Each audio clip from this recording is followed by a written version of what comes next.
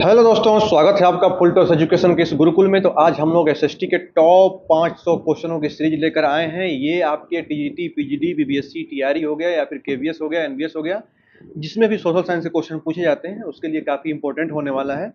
तो चलिए देर न करते हुए वीडियो शुरू करते हैं। और फर्स्ट पार्ट में हम लोग टॉप 50 क्वेश्चन देखने वाले हैं। तो पहला क्वेश्चन प्राचीन इतिहास से आता है। पहला है, हड़प्पा सभ्यता का कौन सा स्थल भारत में नहीं है? तो ये प्रीवियस ईयर में टीजीटी में पूछा जा चुका है। तो आप ऑप्शन देख रहे हैं, इसमें से लोथल भी भारत में है, धोलावीरा भी भारत में है, राखीगढ़ी भी भारत में है, बट मोहनजोदड़ो पाकिस्तान में है। तो इसको आप ध्यान रखेंगे। मोहनजोदड़ो वर्तमान में पाकिस्तान के सिंध प्रांत के लरकाना जिले में सिंधु नदी के तट पर स्थित है। और लोथल जो है वो गुजरात में है, राखीगढ़ी हरियाणा में है। तो इसको भी आप ध्यान रखेंगे। मोहनजोदड़ो का अर्थ होता है मृतकों का टीला। तो हम लोग अच्छे से एक्सप्लेनेशन भी पढ़ते चलेंगे। क्वेश्चन नंबर 2 है, ऋग्वेद में किस नदी को नदीतमा यानी नदियों में सर्वश्रेष्ठ कहा गया है? तो सरस्वती नदी को। तो ऑप्शन जो हो जाएगा बी हो जाएगा। ऋग्वेद में सरस्वती नदी को सबसे पवित्र माना गया है। इसको नदीतमा यानी नदियों की माता या फिर सर्वश्रेष्ठ नदी कहा गया है। हालांकि सबसे अधिक बार अगर उल्लेख देखा है तो सिंधु नदी का हुआ है। ये भी आप ध्यान रखेंगे। ऋग्वेद में गंगा को केवल एक बार, यमुना को 3 बार उल्लेख है। तो ये भी आप ध्यान रखेंगे। और परीक्षा में कैसे पूछा जाता है? तो वैदिक काल की नदियों की प्राचीन और आधुनिक नाम, जैसे परुष्णी हो गया, तो रावी नदी को बोलते हैं। ऐसे क्वेश्चन पूछे जा सकते हैं। तो ये भी आप ध्यान रखेंगे। नेक्स्ट क्वेश्चन नंबर 3 है, महात्मा गांधी ने अपना प्रथम उपदेश कहाँ दिया था, जिसे बौद्ध ग्रंथों में धर्म चक्र प्रवर्तन कहा गया है? तो ये सारनाथ में दिया था, जिसको ऋषिपत्तनम भी बोलते हैं। अगर सारनाथ रहित नहीं रहेगा तो ऋषिपत्तनम ध्यान देंगे, बनारस के पास में ही है। ठीक है। बुद्ध ने अपना पहला चक्र देख रहे होंगे उपदेश सारनाथ के ऋषिपत्तनम या मृगदावा भी ऑप्शन में आ सकता है। 5 ब्राह्मण साथियों को दिया था। ये भी आप ध्यान रखेंगे कि बुद्ध को ज्ञान की प्राप्ति बोध गया बिहार में निरंजना नदी के तट पर हुई थी। तो इसका भी आप ध्यान रखेंगे। क्वेश्चन नंबर 4 है, मेगास्थनीज की पुस्तक इंडिका के अनुसार मौर्यकालीन समाज कितने वर्गों में विभाजित है? तो मौर्यकालीन 7 वर्गों में विभाजित है। इसके बारे में मैं आपको बताते चलूं कि मेगास्थनीज ने भारतीय समाज को 7 वर्गों में बांटा है। उसमें सबसे पहले दार्शनिक आते हैं, फिर कृषक आते हैं, फिर पशुपालक आते हैं, फिर कारीगर, योद्धा, निरीक्षक और मंत्री सभासद। उसमें भारत में दास प्रथा होने का इनकार किया है मेगास्थनीज ने। तो इनको भी आप ध्यान रखेंगे। ये जो थे ये सेलूकस निकेटर के राजदूत थे जो चंद्रगुप्त मौर्य के दरबार में आए थे। ठीक है। आगे बढ़ते हैं। क्वेश्चन नंबर 5 है, किस गुप्त सम्राट के दरबार में 9 रत्न निवास करते थे? तो चंद्रगुप्त द्वितीय के, इनको विक्रमादित्य भी कहा जाता है, इनके दरबार में 9 रत्न निवास करते थे, जिसमें चंद्रगुप्त द्वितीय विक्रमादित्य में 9 रत्नों में कालिदास, धनवंतरी, वराहमिहिर और अमर सिंह जो थे ये काफी प्रमुख थे। ठीक है। अब ये भी ध्यान देंगे कि इन्हीं के शासनकाल में चीनी यात्री फाहियान भारत आया था। ठीक है। आगे हम लोग बढ़ते हैं। नेक्स्ट क्वेश्चन नंबर 6 है, हर्षवर्धन के शासनकाल में कौन सा चीनी यात्री भारत आया था? ध्यान देंगे, हर्षवर्धन से वेनसांग। ठीक है। तो ऑप्शन जो हो जाएगा वो बी हो जाएगा, वेनसांग। वेनसांग, इनको युवान चुआंग इन भी बोला जाता है, हर्षवर्धन के समय भारत आया था। अपनी यात्रा में सियुकी नामक पुस्तक में उल्लेख किया था भारत की यात्रा का। आगे हम लोग बढ़ते हैं। क्वेश्चन नंबर 7 देखेंगे, चोल साम्राज्य की सबसे प्रमुख विशेषता क्या है? तो स्थानीय स्वशासन यानी ग्राम पंचायत सबसे प्रमुख विशेषता है इसकी। देखिए, चोल साम्राज्य अपनी उत्कृष्ट और स्थानीय से लोकल सेल्फ गवर्नमेंट के लिए जाना जाता है। पुरसभा, महासभा, नगरम इसके प्रमुख अंग थे। तो ऑप्शन जो हो जाएगा बी हो जाएगा, स्थानीय स्वशासन ग्राम पंचायत चोल साम्राज्य की विशेषता थी। ठीक है।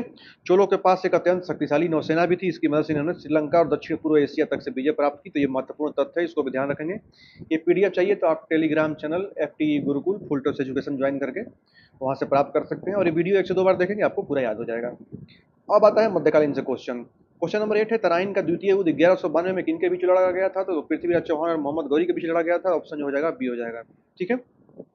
तराइन का द्वितीय युद्ध 1192 में मोहम्मद गौरी और पृथ्वीराज चौहान में गौरी की जीत हुई थी और भारत में तुर्क मुस्लिम सत्ता की नींव यहीं से पड़ी थी। 1191 में प्रथम युद्ध जो हुआ था पृथ्वीराज और गौरी में, तो इसमें पृथ्वीराज विजयी रहे थे। इसको भी आप ध्यान रखेंगे। तराइन वर्तमान में हरियाणा के करनाल जिले में है। क्वेश्चन नंबर 9 है, दिल्ली की पहली महिला एकमात्र महिला शासिका कौन थी? तो आप ध्यान रखेंगे, रजिया सुल्तान जो थी पहली और एकमात्र महिला शासिका थी। रजिया सुल्तान 1236 से 1240 में इल्तुतमिश की पुत्री थी और ये प्रथम आप ध्यान देंगे महिला शासक थी। तो ऑप्शन जो हो जाएगा वो सी हो जाएगा। ठीक है। उसने पर्दा प्रथा त्याग दिया था। उसके बाद पुरुषों की तरह कोट और टोपी पहनकर दरबार में बैठना शुरू किया था। आगे बढ़ते हैं। क्वेश्चन नंबर 10 है, बाजार नियंत्रण प्रणाली जिसको मार्केट कंट्रोल पॉलिसी बोलते हैं, किस सुल्तान द्वारा लागू की गई थी? अलाउद्दीन खिलजी के द्वारा लागू की गई थी। ऑप्शन जो हो जाएगा वो सी हो जाएगा। ठीक है। आगे हम लोग बढ़ते हैं। क्वेश्चन नंबर 11 है, किस सुल्तान ने अपनी राजधानी दिल्ली से देवगिरी यानी दौलताबाद स्थानांतरित किया था? तो मोहम्मद बिन तुगलक ने किया था। ऑप्शन जो हो जाएगा वो सी हो जाएगा। ठीक है। आगे हम लोग देखते हैं। क्वेश्चन नंबर 12, पानीपत का प्रथम युद्ध 1526 ईस्वी में बाबर ने किसे पराजित किया था? तो इब्राहिम लोदी को पराजित किया था। तो ऑप्शन जो हो जाएगा बी हो जाएगा। ठीक है। आगे हम लोग देखेंगे। क्वेश्चन नंबर 13, अकबर ने सभी धर्मों के विद्वानों से चर्चा करने के लिए 1575 ईस्वी में किस भवन का निर्माण कराया? तो इबादत खाना का निर्माण कराया था सभी धर्मों के गुरुओं को बुलाकर। ठीक है, इसके बारे में आपको बता दूं कि अकबर ने 1575 ईस्वी में फतेहपुर सीकरी में इबादत खाना, जिसको प्रार्थना सभागृह भी बोलते हैं, इसका निर्माण कराया था। केवल शुरुआत में तो मुस्लिम थे, बाद में सभी धर्म जैसे हिंदू, जैन, पारसी, ईसाई के विद्वानों को भी धार्मिक चर्चाएं करता था। ठीक है, और अकबर ने 1582 ईस्वी में सभी धर्मों का सार निकालकर दीन ए इलाही नामक नया धर्म शुरू किया था। ठीक है, आगे हम लोग बढ़ते हैं। क्वेश्चन नंबर 14 है, शिवाजी के प्रशासन में अष्टप्रधान नामक मंत्री परिषद थी, इसमें पेशवा का पद क्या था? तो पेशवा जो होता था वो प्रधानमंत्री, जिसको मुख्य प्रशासक बोलते थे, तो इसको भी आप ध्यान रखेंगे। ठीक है, आगे हम लोग बढ़ते हैं। आधुनिक भारत में राष्ट्रीय आंदोलन काफी इंपॉर्टेंट है, इससे बहुत क्वेश्चन पूछा जाता है। बीपीएससी टीआरई का आप देखेंगे तो बहुत फेवरेट है। टीआरई 1 हो गया, 2 हो गया, 3 हो गया, जितने भी एग्जाम हुए हैं इसमें बहुत पूछा गया है। क्वेश्चन नंबर 15 है, प्लासी का युद्ध 1757 ईस्वी में ब्रिटिश ईस्ट इंडिया कंपनी का नेतृत्व किसने किया था? तो रॉबर्ट क्लाइव ने किया था। 23 जून 1757 को यह युद्ध हुआ था। तो ऑप्शन जो हो जाएगा वो बी हो जाएगा, रॉबर्ट क्लाइव। ठीक है, और मीर जाफर के विश्वासघात के चलते नवाब सिराजुद्दौला हार गया था। ठीक है, उसी समय से ब्रिटिश की सत्ता की नींव पड़ गई थी यहाँ से। और बक्सर का युद्ध जो 1764 ईस्वी में हेक्टर मुररो ने ब्रिटिश सेना का नेतृत्व किया था, और अंग्रेजों की वास्तविक जो बोलते हैं कि ये स्थापना यहीं से हो गई थी, यहीं से पूरी तरह से अंग्रेजों का राज चालू हो गया था।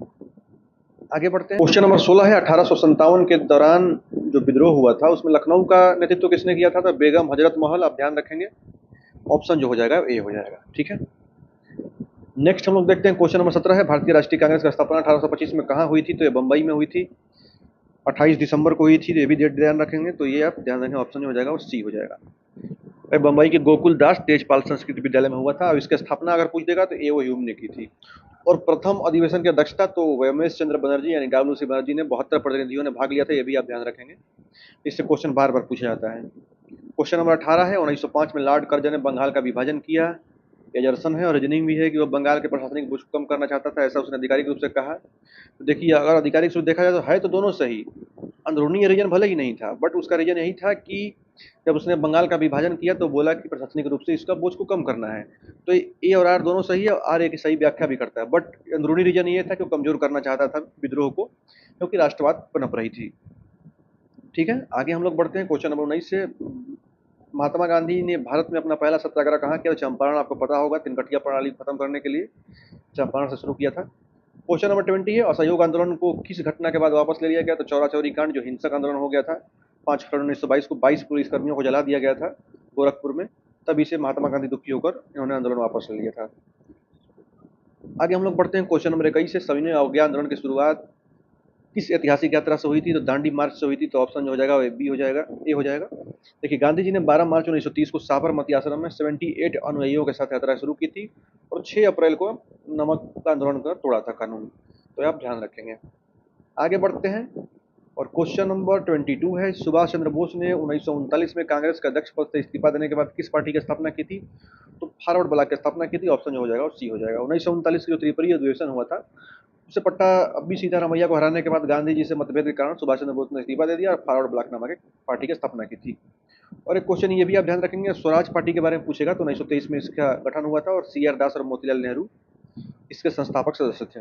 ठीक है, और सुभाष चंद्र बोस का आप ध्यान देंगे, हरिपुरा में भी इन्होंने अध्यक्षता की थी, और त्रिपुरी में भी इन्होंने त्यागपत्र दे दिया था।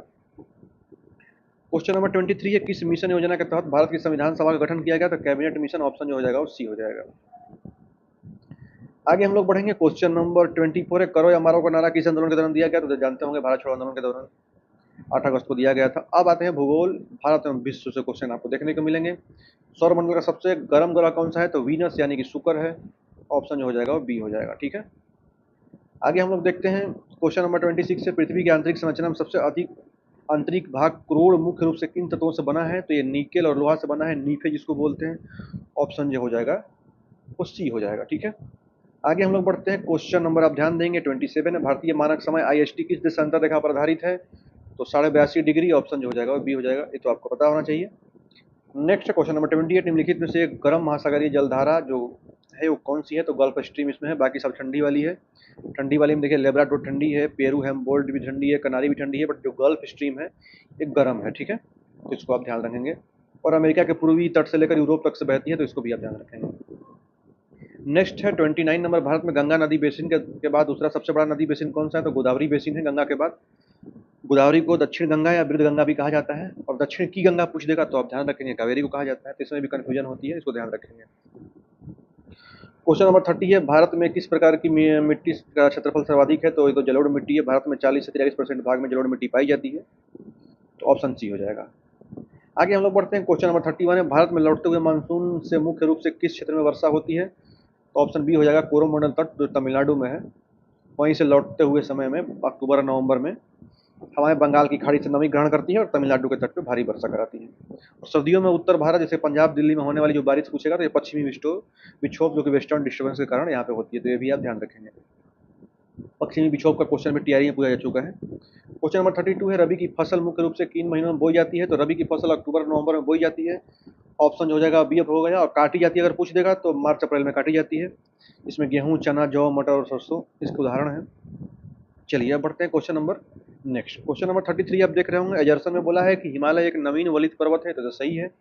और ऑप्शन का कारण में बोला है कि इसका यूरेशियन प्लेट और भारतीय प्लेट से टकराने से हुआ है, ये भी सही है, तो रीजन भी सही है। तो ऑप्शन ये हो जाएगा, आई और आर दोनों सही है और आर ए की सही व्याख्या है। आगे हम लोग बढ़ते हैं, क्वेश्चन आप देखेंगे भारतीय संविधान एवं राज्य व्यवस्था से।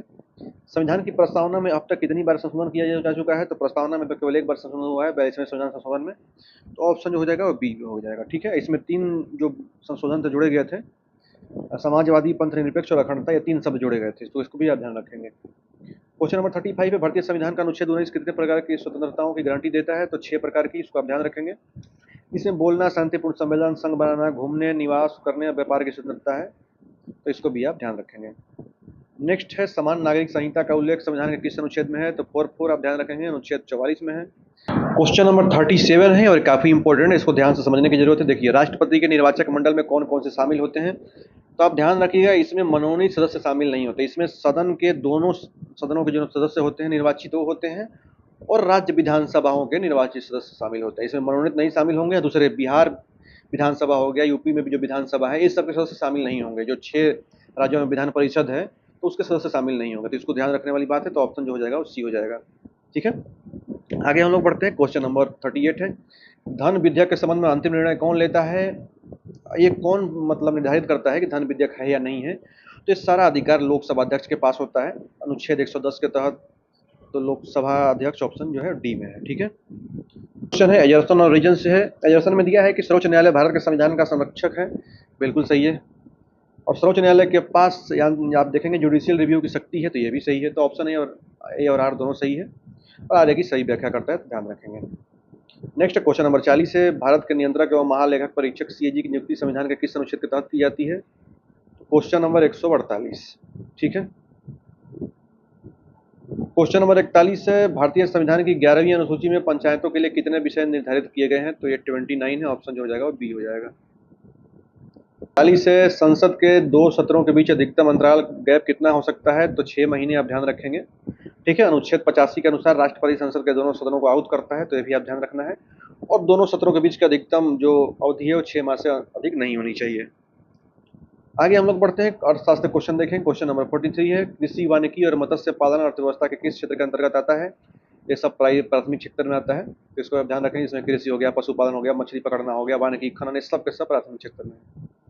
ठीक है, नेक्स्ट है क्वेश्चन नंबर 44, भारत में पहली पंचवर्षीय योजना 1951-56 किस आर्थिक मॉडल पर आधारित थी? तो हेराल्ड-डोगान मॉडल, ऑप्शन बी आप ध्यान रखेंगे। ठीक है, इसी में भाखड़ा नांगल जैसे परियोजनाओं का उद्घाटन किया गया था। नेक्स्ट है क्वेश्चन नंबर 45, भारतीय रिजर्व बैंक का राष्ट्रीयकरण कब किया गया? तो 1949 में किया गया था। स्थापना पूछ देगा तो 1 अप्रैल 1935 को, तो आप ये ध्यान रखेंगे, राष्ट्रीयकरण 1949 में हुआ था। हिल्टन यंग किस समिति पे? तो ये भी आप ध्यान रखें। क्वेश्चन नंबर 46 है, भारत में गरीबी रेखा के निर्धारण के लिए मुख्य रूप से किस समिति की सिफारिश का उपयोग किया गया? तो तेंदुलकर समिति आप ध्यान रखेंगे, ऑप्शन जो हो जाएगा वो बी, सुरेश तेंदुलकर थे। और सी रंगराजन समिति का गठन भारत में गरीबी के आकलन के लिए किया गया था। हाँ, एक कुछ चीज़ और है, नरसिम्हन समिति बैंकिंग सुधार से है, और चलैया समिति जो है वो कर टैक्स से है, टैक्स रिफॉर्म से, तो इसको भी आप ध्यान चलेंगे। आगे हम लोग बढ़ते हैं, सामाजिक विज्ञान और शिक्षण शास्त्र क्वेश्चन। राष्ट्रीय परीक्षा रूपरेखा एनसीएफ 2005 के अनुसार सीखने का मुख्य सिद्धांत क्या है? तो ज्ञान को स्कूल के बाहरी जीवन से जोड़ना, ऑप्शन जो हो जाएगा वो बी हो जाएगा। आगे हम लोग बढ़ते हैं, क्वेश्चन नंबर 48 है, ब्लूम की टैक्सोनॉमी के ज्ञानात्मक क्षेत्र का सबसे उच्चतम स्तर क्या है? तो डी है, निर्माण, क्रिएटिंग एंड सिंथेसिस, तो इसको भी आप ध्यान रखेंगे। और क्वेश्चन नंबर 49 है, सामाजिक विज्ञान की कक्षा में रचनात्मक मूल्यांकन का मुख्य उद्देश्य क्या है? तो सीखने की प्रक्रिया के दौरान छात्रों की प्रगति को जांचना और फीडबैक देना, तो ऑप्शन सी हो जाएगा। और आज का लास्ट क्वेश्चन है, बस क्वेश्चन यहीं तक था, यानी क्वेश्चन 49 तक ही था। बाकी मिलते हैं नेक्स्ट वीडियो में। अगर अच्छा लगा हो तो लाइक जरूर करिएगा। जय हिंद।